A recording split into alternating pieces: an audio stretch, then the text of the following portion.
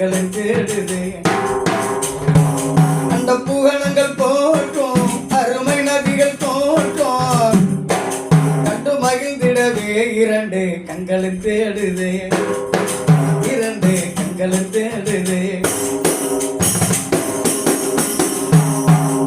ஆதி ஒளிவிலே பிரிந்து ஜோதியானது ஜோதியானது சுவன சோலையில் பச்சை வடிவமானது வடிவமானது.